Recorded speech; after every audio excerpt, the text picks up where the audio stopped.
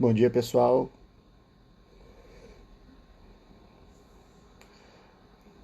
Vou esperar 5 minutos para o pessoal começar a entrar, para a gente começar a aula, né?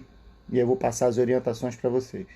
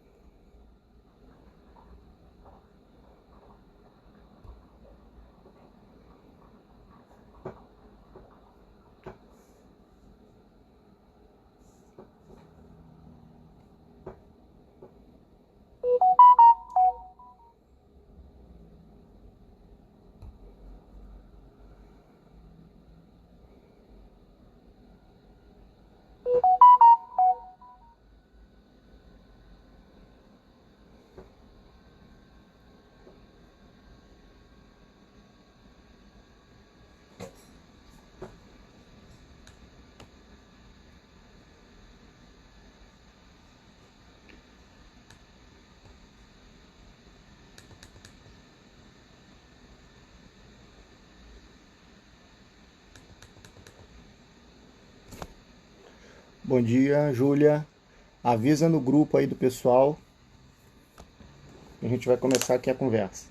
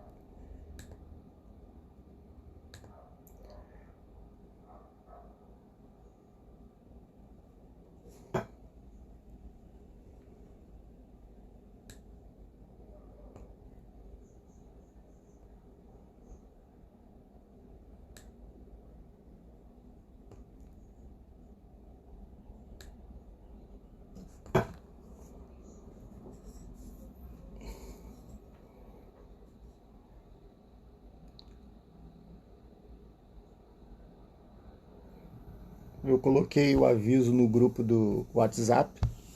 Tem um grupo de terça e quinta aí do WhatsApp. E fiz um aviso na semana passada, né, sobre essas aulas. A gente vai toda segunda-feira, vamos fazer uma rotina enquanto a gente estiver em confinamento social.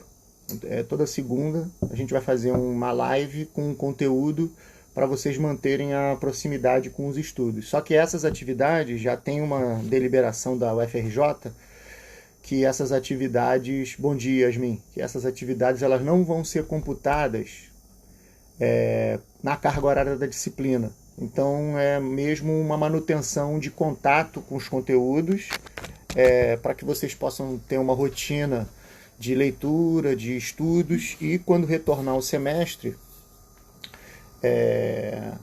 vamos fazer a reposição integral dos conteúdos, tá? Então encarem esse momento como um momento de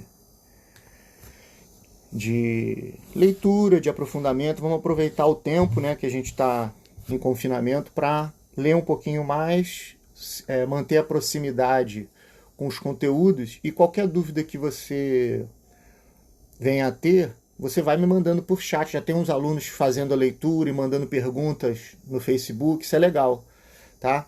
Então, a princípio, essa aula de hoje, aquele livro do Bompa que eu postei para vocês e a aula chamada Formação Integral do Atleta Jovem de Futebol vão ser os nossos materiais de intermediação desse conteúdo, né? A leitura, eu sei que é uma leitura que o livro está em inglês, né? Mas é porque é o livro muito bom, é uma leitura simples, o livro é bem objetivo, e qualquer dúvida que você venha a ter, você vai mandando mensagem que a gente vai tirando. Essa atividade de hoje, né? Esse estudo, esse bate-papo, ele vai ficar gravado no Facebook. Então as pessoas que não tiverem acesso hoje, não tem problema nenhum, não vai ser computada a presença, não vai ter validade nenhuma como avaliação, é muito para que a gente possa manter contato com leitura e ocupar o nosso tempo com coisas que na frente a gente vai ser muito benéfico, né? Vamos aproveitar esse tempo. As aulas ficam gravadas, o aluno ele pode acessar a hora que ele puder, quando ele puder, e ele querendo interagir, ele é só mandar uma mensagem ou aqui no grupo ou privada, tá? Individual. O conteúdo que a gente vai acompanhar hoje é esse material aqui, que foi enviado para vocês, Formação Integral do Atleta Jovem de Futebol. Tá? A partir desse conteúdo, dessa aula, se forem surgindo as dúvidas, a gente vai conversando. A gente vai trocando ideia na medida do possível. Sim? Bom, um primeiro debate, né, que é muito necessário do futebol é a questão da diferença entre projetos que se destinam realmente a formar jovens e projetos que única e simplesmente se destinam a captar os jovens, né? Então a gente tem visto muito isso há muitas décadas já, até no ambiente escolar, determinadas escolas que captam jovens praticantes de qualquer modalidade esportiva por meio de uma bolsa ou por um certo incentivo para ter sucesso nas competições escolares. Então isso é bem comum, né?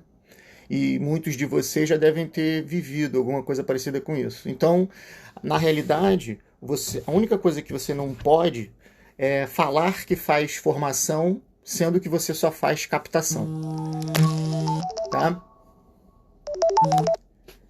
Então essa é a primeira questão. A segunda para que quando você vá ao trabalho, ou numa escola, ou num clube, que você consiga, evidentemente, executar aquilo que você se propõe, né? Então a questão única e exclusivamente é essa. Projetos de captação, eles vão aos clubes, aos espaços esportivos e escolhem as crianças que já têm capacidade instalada e colocam para jogar. Projetos de formação não. Projetos de formação são mais amplos, levam mais tempo, exigem mais dedicação das pessoas que estão no entorno e paciência, né? Porque você vai sempre estar formando alguém. Você não está pegando alguém que já tem a habilidade desenvolvida. É o espaço para desenvolver as habilidades, despertar o interesse das habilidades. Então isso é fundamental, né? Principalmente para quem vai trabalhar numa escola, mesmo que seja com educação física generalista. Algumas crianças já têm mais habilidade desenvolvida, outras têm menos habilidade desenvolvida. O seu projeto esportivo dentro da sua escola é um projeto de captação para ter resultado imediato, ou é um projeto de formação de jovens praticantes? Então, nessa linha aí, é a primeira reflexão que eu peço para que vocês processem. Uma outra questão muito importante, esse esquema aqui, que eu vou mostrar para vocês agora, é um esquema bem interessante para a gente começar a pensar sobre isso, que é o ciclo da tomada de decisão, não só do profissional treinador, como do professor, entre o planejamento e a ação. Existe toda uma etapa de processamento. Então, planejar, agir, monitorar, avaliar e replanejar. Esse ciclo é um ciclo de tomada de decisão do profissional ou do professor que a gente não pode negligenciar em momento nenhum, que é isso que vai melhorar, de certa forma, a relação entre a eficácia e a eficiência. Então, eu costumo dizer muito que o planejamento das tuas aulas é o que garante a eficácia. Então, quando você senta para planejar, você senta para fazer o melhor. Você não senta para fazer uma experiência. Como eu já disse anteriormente, a experiência ela tem um espaço na pesquisa para ser realizada. Na tua prática, você não faz experiência. Na tua prática, você aplica evidência. Tudo que você tem dúvida da eficiência ou da eficácia, você joga aquela dúvida, transforma essa dúvida como uma hipótese e trabalha na dimensão da pesquisa, onde os participantes têm que dar o consentimento para participar. Aula não, nem treino. Aula e treino você não experimenta. Você aplica teoria aceita. E por isso que teoria boa resulta em prática boa. Teoria ruim resulta em prática ruim. Né? Bom, dando sequência. Nesse ciclo do agir e do pensar, é exatamente o que a gente chama na metodologia, no estudo dos métodos, né, de pesquisa-ação. Então, o que é a pesquisa-ação? É o que a maioria dos professores fazem, mesmo que inconscientemente. Ele planeja o melhor e age da melhor forma possível o melhor que ele planejou. Então, sempre que a gente falar de eficiência e eficácia, a gente está falando no máximo de qualidade. É óbvio que nesse ciclo de planejar e agir, você precisa monitorar aquilo que você fez. E você precisa pensar sobre a sua prática para retroalimentar o planejamento. E esse ciclo é um ciclo de eficiência muito interessante que vai qualificar muito o professor. E vai fazer o professor ter muito senso crítico sobre o que eu vou usar na minha aula. Eu não vou usar alguma coisa na minha aula porque está na moda, ou porque todo mundo faz, ou porque sempre foi feito. Né? Sempre foi feito, pode ter sido sempre feito errado. Todo mundo faz porque ninguém tem senso crítico para pensar sobre as suas próprias ações. Então você vai entrando num ciclo repetitivo, automático, que não reflete sobre as atividades. Então, uma segunda reflexão importante para o dia de hoje é essa. Pensar no ciclo de eficiência e eficácia das atividades. E esse ciclo ele envolve muita coisa. A infraestrutura da escola ou a infraestrutura do clube, a quantidade de pessoas que vão participar da sua aula ou do seu treino, a quantidade dos insumos que você tem para dispor para aquela atividade. Isso tudo, o planejamento, na verdade, ele vai ter uma flexibilidade e vai ter que ser relativizado em função daquilo que você tem para trabalhar. Mas essa reflexão é muito importante. Ou essa reflexão ela não é para terminar na graduação. Ela precisa ser feita como um exercício diário na sua rotina como um profissional. Bom, uma outra questão importante são a hierarquia, né, que a gente chama hierarquia da formação do atleta de futebol. Então ele tem zonas hierarquicamente com um aumento de complexidade. Então, por exemplo, a zona 1, que a gente chama de princípios gerais do futebol, de 6 a 12 anos. E obviamente que até antes. Então, a zona 2, que é a experiência no futebol, do 13 ao 17. Muitos jovens param aos 17 anos e não conseguem acessar o futebol profissional, em função de várias questões. mas esse seria um modelo de gradação de conteúdos. Então, na escola ou na iniciação esportiva, não que uma coisa seja sinônimo da outra, mas para o bacharel que atua com iniciação e a escola que utiliza o conteúdo do futebol como ferramenta para a formação do cidadão,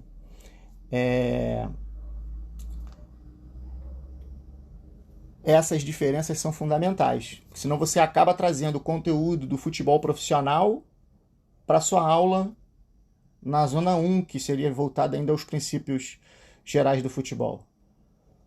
Você, às vezes, está na sua na sua aula de educação física com conteúdo do futebol, mas achando que está num clube de futebol treinando uma equipe. Então, essa falta de adequação traz prejuízo, dificuldade no desenvolvimento das crianças. Então, ter uma hierarquia de complexidade daquilo que você faz na sua aula é fundamental, tá? Esse esquema é um esquema para facilitar o entendimento de vocês. No caso da escola, na maioria das vezes, mesmo que você tenha alunos acima de 16 anos, você acaba trabalhando somente os princípios gerais do futebol até o ensino médio. Isso se você determinar lá nos seus conteúdos o uso do futebol. Mais para frente, nós vamos ter uma aula só para falar sobre esses princípios gerais, sobre essa experiência do futebol, para reforçar a qualidade do uso, né, do conteúdo futebol nas aulas de educação física. E a partir daí, você tendo essa noção de hierarquia dos conteúdos, fica mais fácil para você selecionar quais as atividades o seu aluno vai fazer numa aula de educação física generalista e como você vai usar esse tipo de conteúdo. Normalmente, são jogos, são atividades com a bola. E a maioria das vezes, são atividades adaptadas, porque, de certa forma, você não tem a infraestrutura necessária para treinar futebol. Bom, continuando sobre essa complexidade do futebol, como entendimento, o futebol ele tem, basicamente, quando você fala o termo futebol, apesar dele estar muito no senso comum, quando você fala futebol, você está sempre pensando na parte tática, técnica, física e psicológica, só que sempre de forma integrada. Então, um grande equívoco é você tentar analisar algo que é complexo pelas partes e querendo reduzir algo que é complexo por uma única dimensão. Então, falar de futebol só a partir da tática é ter uma visão fracionada. Falar do futebol olhando só pelo lado técnico é ter uma visão fracionada. Falar só sobre os aspectos físicos do futebol também é uma visão reduzida, resumida, que não representa a complexidade do futebol. E falar sobre futebol somente sobre os aspectos psicológicos, a mesma coisa. Então, sempre que você toma uma decisão de futebol, sobre futebol, mesmo como conteúdo da educação física generalista na escola, ou como iniciação ou especialização do futebol como modalidade, você precisa tomar essa decisão sempre levando em consideração minimamente essas 4 dimensões pedagógicas do futebol: tática, técnica, física e psicológica.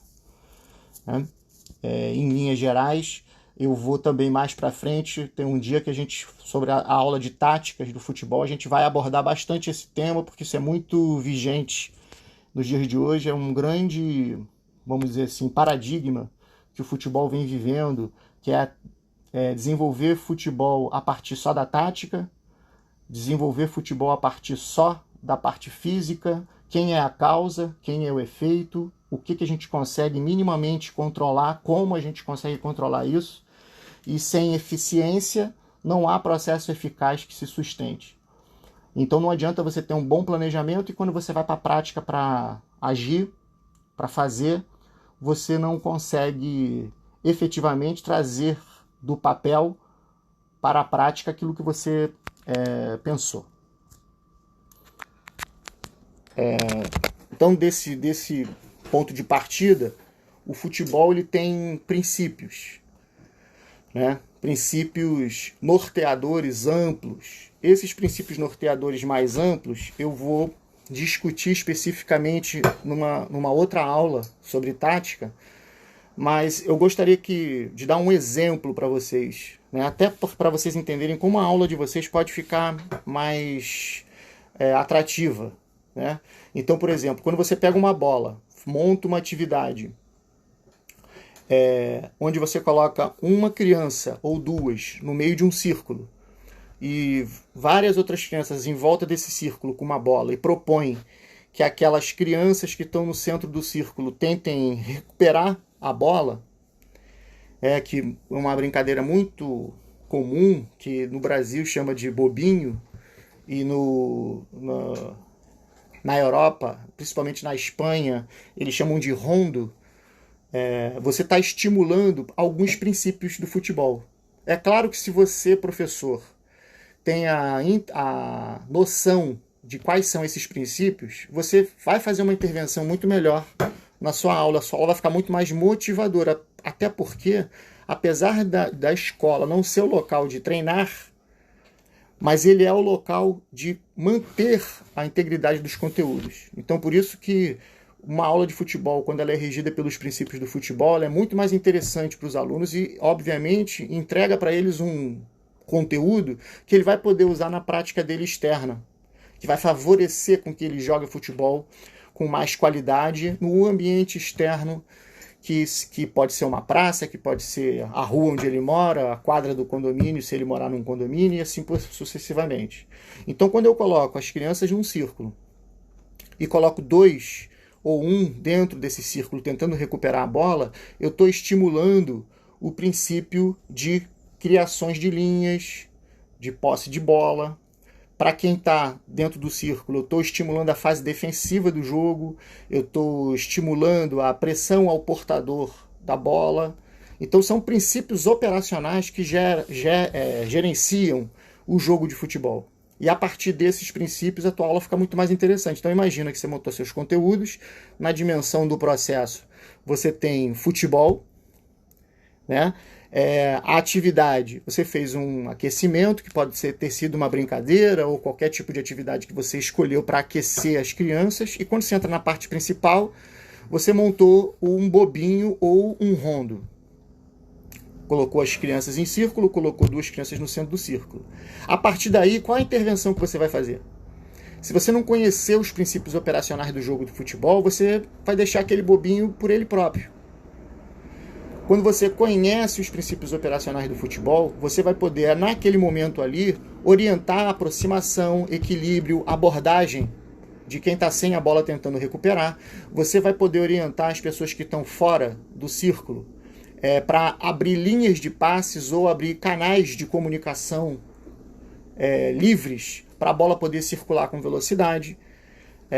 Isso na dimensão do futebol. Mas se você pensar nas atitudes, qual atitude que eu posso estar desenvolvendo ali? Né? De certa forma, quando você tem um grupo querendo manter a bola e um outro grupo querendo recuperar a bola, esses grupos eles precisam agir em conjunto.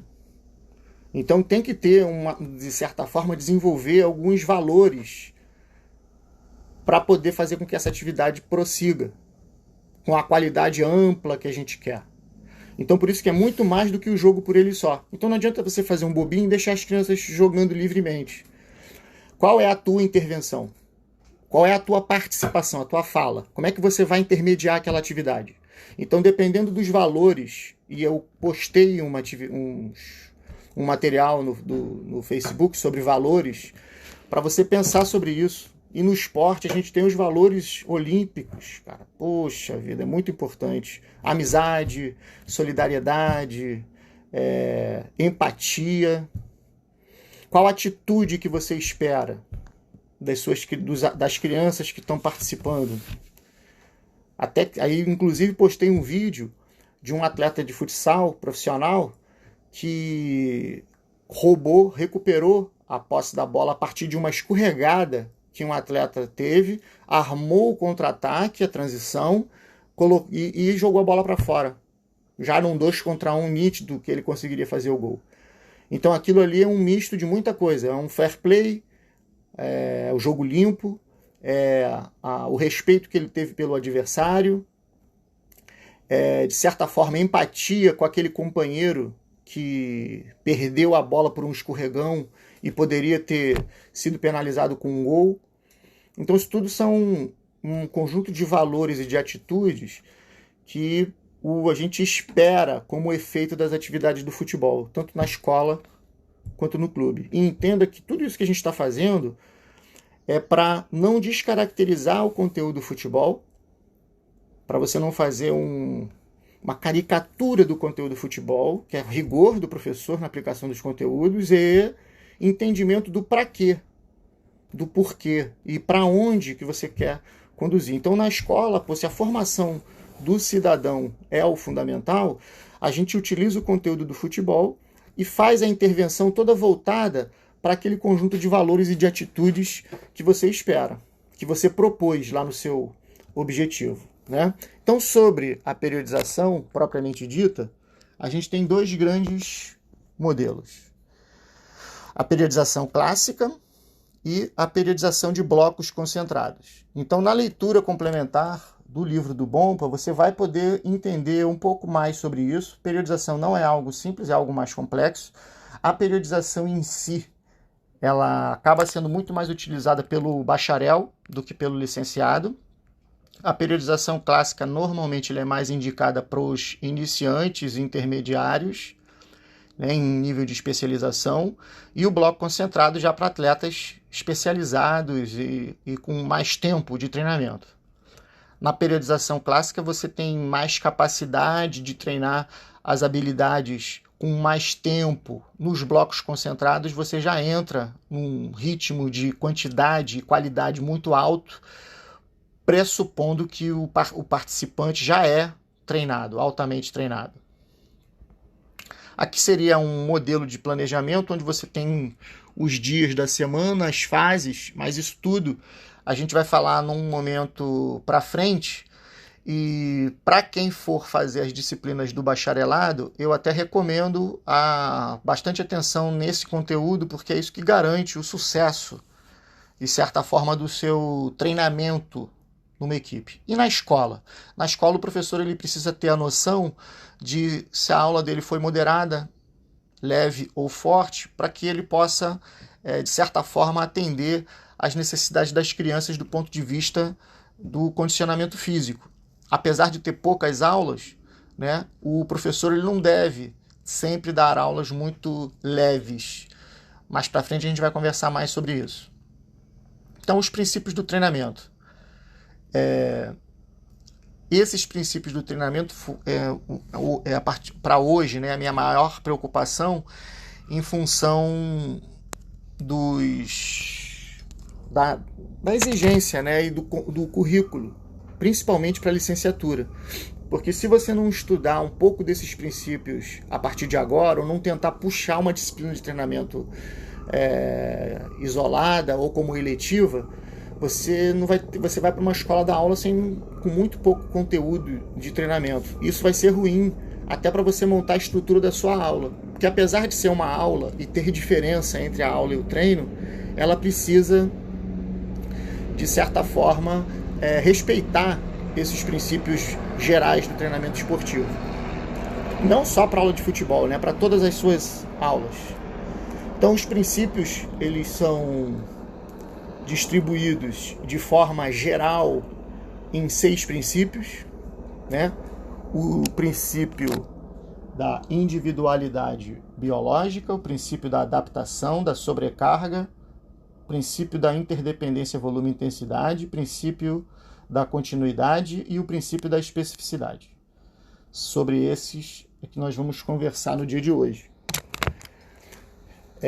Você conseguindo atender esses princípios da melhor forma possível e fazendo um bom planejamento de atividades, você consegue ter um ciclo de muita qualidade naquilo que você quer ensinar para as crianças, do ponto de vista geral e amplo. Bom, primeiro princípio, o princípio da individualidade biológica. Então, é claro, é notório para todos nós que esse indivíduo que a gente está desenvolvendo na escola, ele é uma somatória dos aspectos do meio ambiente, que a gente chama de fenótipo ou fenotípico, e somado com a genética dele, com o genótipo, com as características deles internas, individuais. Então, essa soma do fenótipo com o genótipo gera o indivíduo.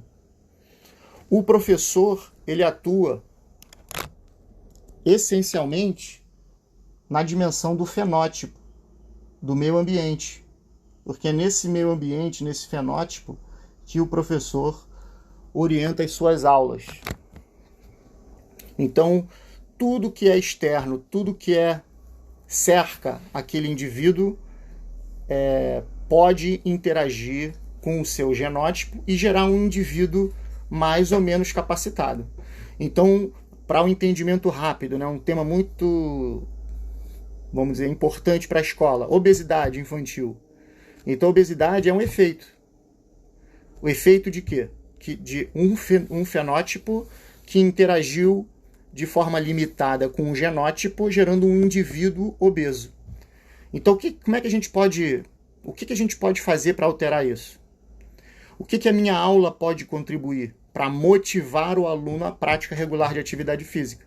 Por isso que você tem que ter muito cuidado com os valores e com as atitudes, porque aquelas atitudes e aqueles valores e os conceitos, eles vão carregar para o ambiente externo, e isso pode potencializar um efeito positivo sobre a saúde da população. Então essa que é a grande questão. E o professor ele vai ter que estar sempre antenado com o que está acontecendo na sociedade e como é que eu posso reverter esse efeito ruim de atitudes, de valores, de conhecimento da sociedade dentro da minha aula. Então a lógica é essa, né? O princípio da adaptação é fundamental, porque em alguns momentos as pessoas não entendem que a atividade física ela retira você do equilíbrio. A atividade ou o exercício físico ou o treinamento, que são coisas distintas, ela tira você do seu estágio de equilíbrio, da sua homeostase. Esse estímulo foi você que propôs, professor. O organismo ele recebe o estímulo e te dá uma resposta. Então, se a gente for ser bem honesto, o dia da aula, o dia do treinamento, ele retira do indivíduo a forma física, ele depleta o indivíduo. O processo de adaptação vai se dar na alimentação, na hidratação e no repouso. Por isso que vocês vão entender que os princípios eles precisam conversar entre eles.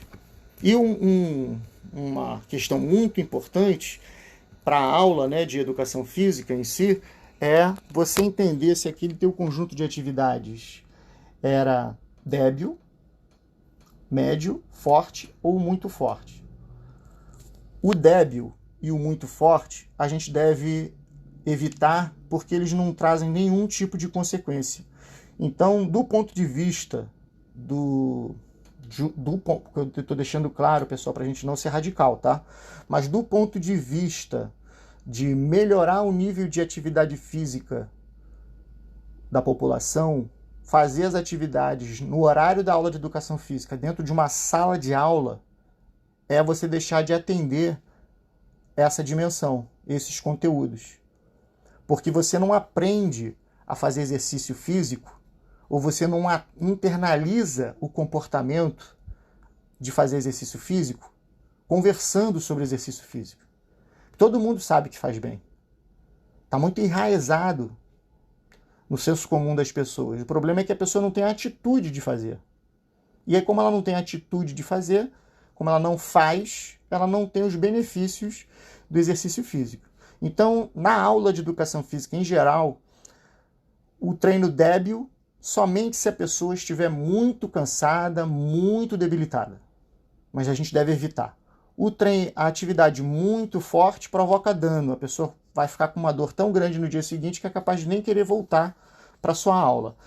Ali entre o médio e o forte é onde você deve centrar. A questão é como a gente vai controlar e ter essa noção de se a minha aula foi fraca, foi forte, foi débil ou foi muito forte. O muito forte é fácil. A pessoa veio dolorida no dia seguinte, mas uma dor incapacitante, que traz dificuldade, por exemplo, da pessoa caminhar, essa aula foi muito, muito forte. Então você não provocou uma adaptação, você provocou um dano para aquela pessoa. Essa aula muito, muito forte, mas eu só vou saber um dia depois? Não, porque você tem toda a quantidade da aula que você passou. Se você fez a progressão da quantidade, dificilmente você vai ter essa dor. Você não vai entrar logo no primeiro dia fazendo muita quantidade, com muita velocidade. Esse conceito de muita quantidade com muita quantidade com muita intensidade, é o conceito do bloco concentrado. Por isso que ele não se adapta, não se adequa bem aos iniciantes, nem ao público intermediário, é mais para os avançados. É mais para o treinamento do futebol.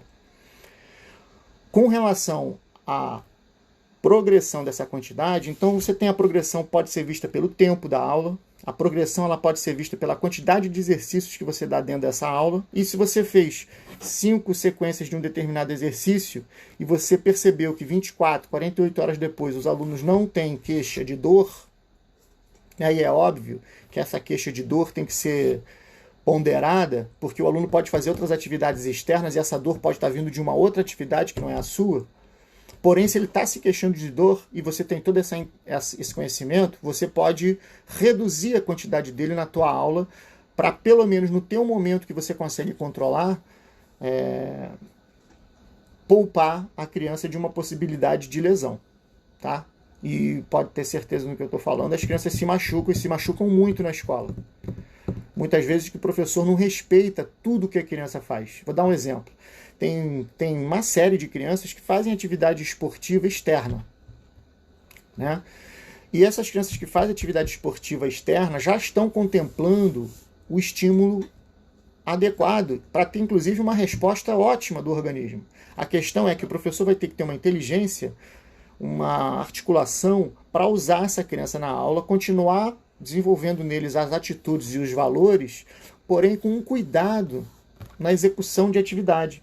Porque muitas vezes a criança já traz o hábito ou os exercícios vindo de um clube. Tá? Bom, com relação a esse controle,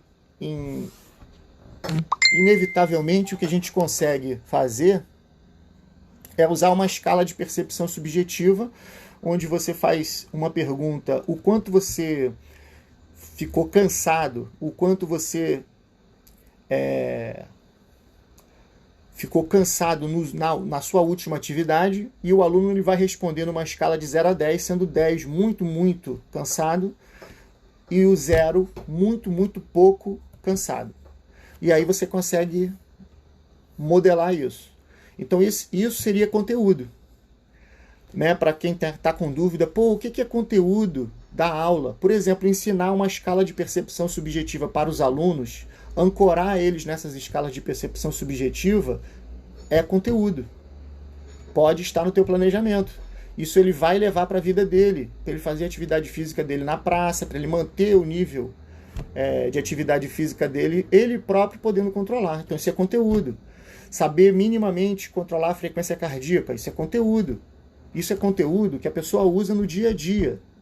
Para quem tem hábito de fazer exercício, atividade física autônoma, a maioria das pessoas não pode pagar para fazer atividade física. Então, vamos fazer uma convergência agora de conteúdo. Poxa, eu estou lá na minha aulinha de educação física, eu estou lá no meu universo da escola, eu tenho atitudes, por exemplo, atitudes, conceitos e procedimentos. Qual o procedimento? Futebol, aquelas atividades do futebol. Esse é o processo seu da sua aula. Quais são o conteúdo? Por exemplo, ensinar a percepção subjetiva do esforço, ensinar a hidratação, ensinar a controlar a frequência cardíaca, ensinar o cálculo do índice de massa corporal. Você pode fazer isso de várias formas, tanto na teoria quanto na prática. Só cuidado com o excesso de aula teórica. O ideal é você trazer esses alunos para, a partir do movimento, eles descobrirem esses conteúdos, esses conceitos. Então essa seria a dimensão conceitual da sua aula. E você for pensando e tendo criatividade, cara, você vai enxergar uma série de conteúdos, de conceitos que são muito importantes para a tua aula. Tá? E as atitudes? Pô, amizade, solidariedade, honestidade, empatia, excelência. Olha só a qualidade da tua aula. Muito, muito grande a qualidade da tua aula. Ela vai fazer um bem muito grande para a população, de coisas que são fundamentais, pessoal. Então, só que é aquilo que eu disse, né? Já na outra aula.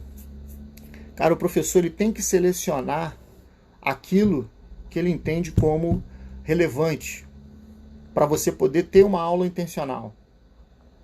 O que é relevante? Quais são os conteúdos que são relevantes? E aí cada um de vocês vai ter que fazer essa descoberta, porque isso tem uma relação com para quem você está dando aula. Tem mais relevância para um grupo, tem menos para outro. Então o professor ele vai ter que ter esse senso crítico para desbravar essas questões. Bom, o próximo princípio seria o princípio da sobrecarga. Esse princípio da sobrecarga é o que explica bem aquele momento que eu disse que a aula aqui no ar, ela depleta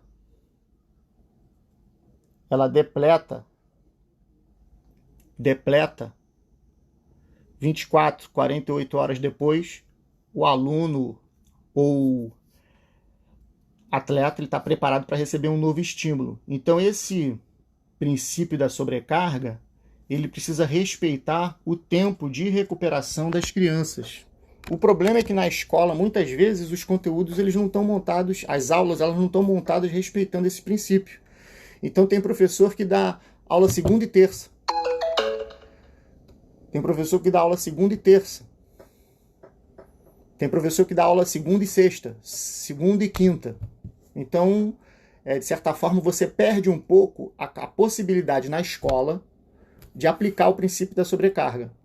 Então, as aulas vão ser sempre moderadas e fortes e você tem que ter o cuidado de respeitar a chegada do aluno. Se ele chega muito cansado ou se ele já faz uma outra atividade, o professor tem que ter o bom senso de entender que a dimensão do fazer dele na sua aula tem que ser reduzida para ele não ter um prejuízo, porém na dimensão, os objetivos atitudinais e conceituais da aula, ele deve fazer de uma forma ajustada, mas ele deve ter contato com esses objetivos, com esses conteúdos. Então essa que é a dinâmica do professor. Então isso não é fácil, não tem uma receita de bolo e o professor precisa ficar atento para poder respeitar tudo isso. Bom, outro princípio muito importante é o princípio da interdependência do volume com a intensidade. Então esse é mais fácil de entender a princípio, porque quanto maior a quantidade de repetições, por exemplo, que você faz, menor é a carga. Então quanto mais distância você corre, ou quanto mais tempo você corre, menos é a velocidade da sua corrida.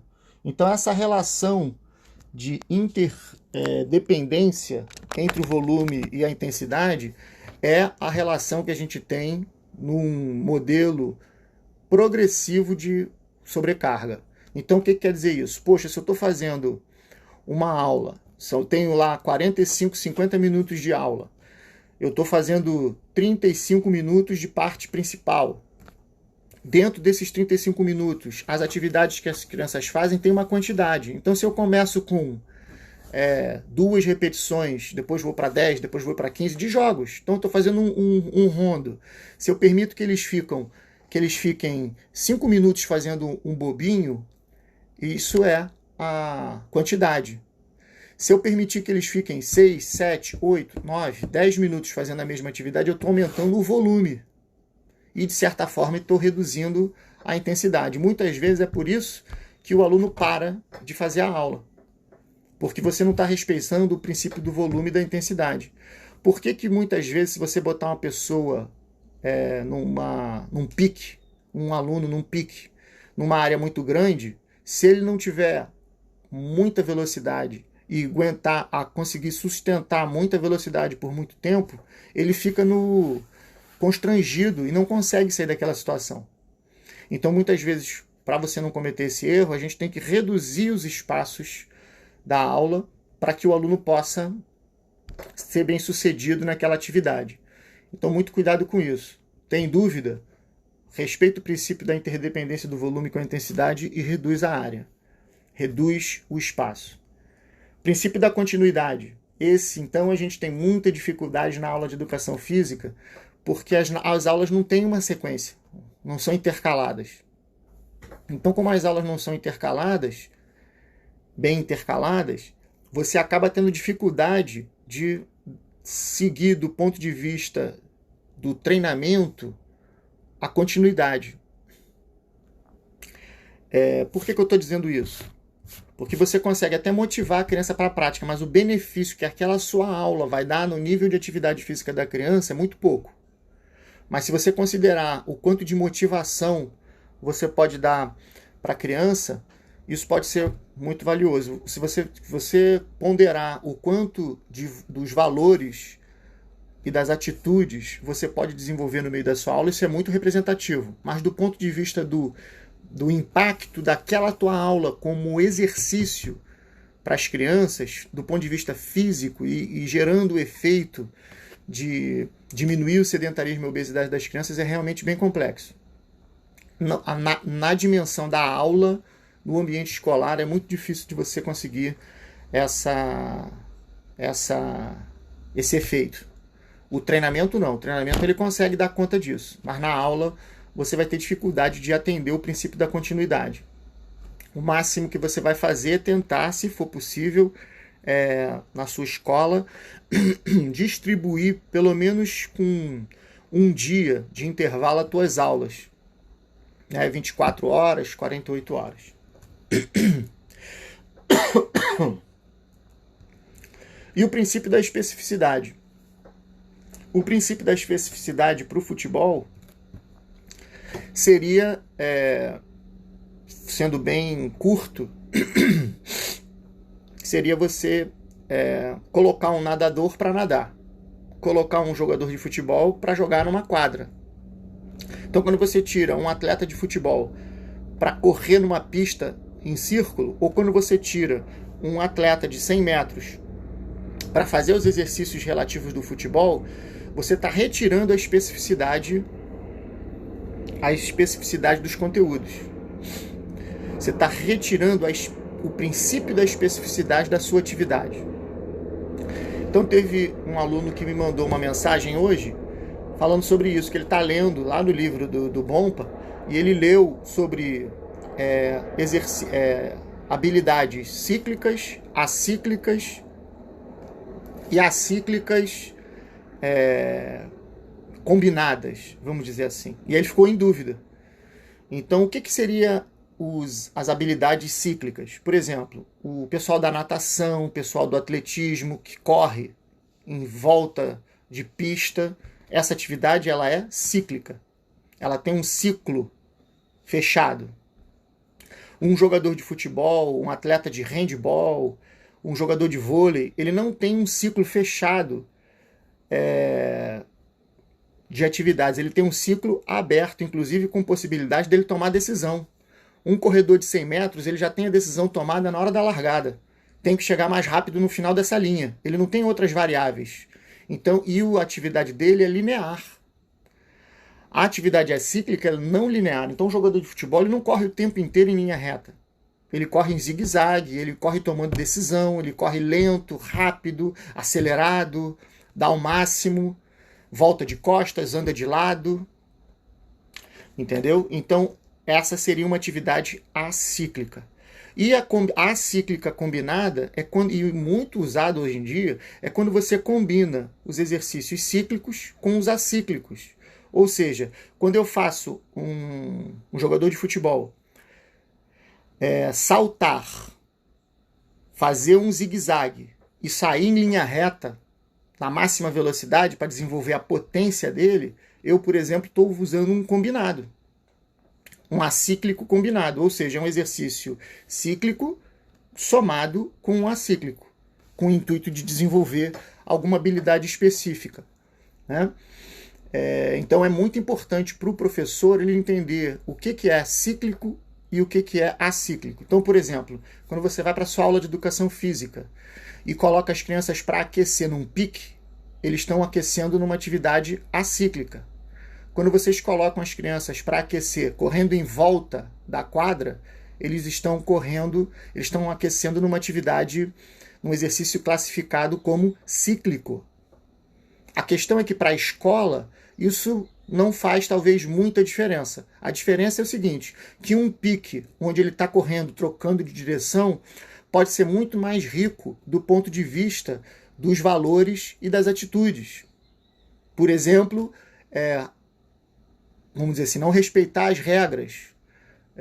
Por exemplo, ser agressivo na hora de encostar no colega, não respeitar as limitações dos colegas que por um acaso correm mais ou correm menos.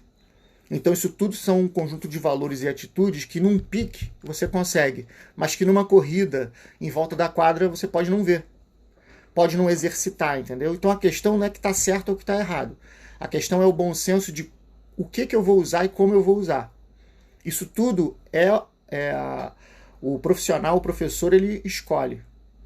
Então, fechando esse tópico de hoje, da especificidade. Se você joga futsal ou futebol, o específico é treinar num campo ou numa quadra. Se você joga beach soccer, o específico é você treinar na areia.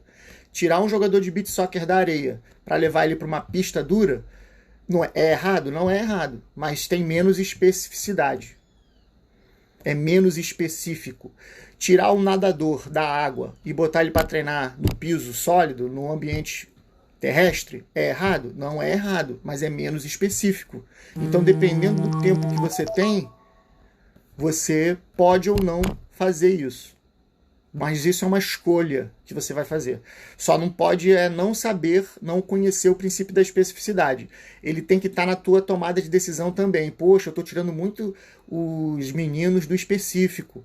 Eu estou tirando muito meu atleta, meu jovem aprendiz de futebol da iniciação, eu estou tirando muito ele do específico do jogo, botando ele muito tempo correndo ou fazendo qualquer outro tipo de atividade cíclica, que não tem a ver com as atividades específicas acíclicas de um jogo de futebol.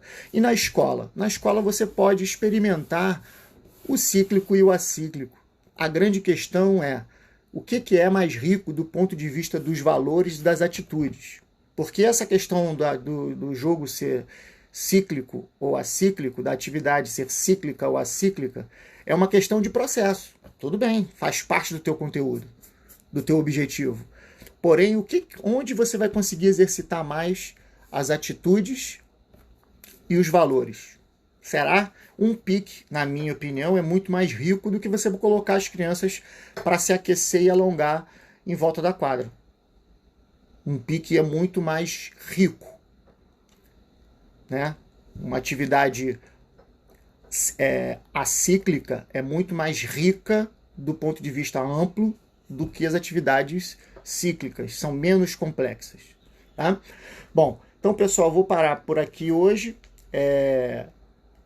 Esse material, esse slide, né, já está postado no grupo do Facebook. Essa live que eu fiz, vai ficar gravada também no grupo. Vou colocá-la lá em cima como aviso para ser a principal. Se vocês tiverem algum tipo de pergunta, quiserem fazer algum tipo de manifestação, ou no grupo ou individual, fica à vontade. O que eu vou pedir para vocês? Assiste essa aula na tua possibilidade de tempo. Tenta ler os conteúdos do livro, tá? que eu indiquei para vocês, e acompanhando junto com o slide. Nessa leitura, nesse acompanhamento, vendo de novo o vídeo, você vai ter a possibilidade de ir e voltar. Você faz a tua pergunta, se você tiver interesse. A questão toda agora, o desafio é o seguinte: o professor licenciado tem que fazer essa convergência de conteúdo para melhorar a sua aula. O professor bacharel, ele tem que fazer essa convergência de conteúdo para melhorar o treinamento dele. O que eu quero dizer é o seguinte: o conteúdo é o mesmo, a aplicação prática é distinta, mas a gente não perde a identidade desses conteúdos. O que a gente vai ter um melhor ajuste da nossa atividade, uma melhor adequação da nossa atividade, sendo ela aula ou sendo ela treinamento. Tá? Então, algum de vocês que está assistindo agora quer fazer alguma manifestação, quer perguntar alguma coisa, ficou com alguma dúvida, peço que vocês façam essa reflexão e a qualquer momento que você queira se comunicar comigo, basta você me mandar uma mensagem e fazer a sua pergunta, que eu vou respondendo aos poucos durante a semana. E aí vamos exercitar essa semana, dentro da organização do tempo de vocês, essa leitura desses conteúdos. Quando voltar o semestre, a universidade vai propor um calendário de ajuste e a gente vai dar esses conteúdos todos presenciais. O que a gente está fazendo agora é uma atividade para manter o contato e para aproveitar esse tempo livre do confinamento ocioso para a gente estudar, ler, criar uma rotina de leitura, de estudo, para a gente passar por essa fase agora da melhor forma possível, tá? Peço encarecidamente que vocês respeitem o confinamento, tá? O isolamento social, levem a sério a questão da higiene, lavando as mãos muitas vezes durante o dia, indo para a rua o mínimo possível para evitar o contato. Para quem mora com pessoas do grupo de risco, diabético, hipertenso, cardiopata, pessoas idosas, evite o máximo o contato social com essas pessoas nesse momento. Eu sei que às vezes é inevitável porque vocês moram juntos, mas evitar ao máximo o contato social, ir à rua o mínimo possível, tá? Eu acredito que mais 1 ou 2 semanas de confinamento ostensivo vai fazer um grande efeito, proporcionar um grande efeito na curva, na escalada da epidemia, né, da pandemia, e isso vai ajudar muito a sociedade a superar isso. Tá bom? Então quero que vocês fiquem tranquilos que essas aulas vão ser repostas e o momento agora é um momento de ocupar o tempo com leitura de qualidade e reflexão sobre os conteúdos. Quando a gente for para a aula presencial, vocês já vão estar bem mais preparados, vão poder participar muito melhor das aulas, então vamos aproveitar esse tempo para isso. Na próxima segunda-feira, 9h30, eu volto para fazer uma nova live. E qualquer coisa que eu veja de conteúdo interessante, eu vou postando no grupo para vocês irem lendo. Tá bom, pessoal? Então, um bom dia para vocês, fiquem em casa e cuidem da saúde. Tá bom? Até logo.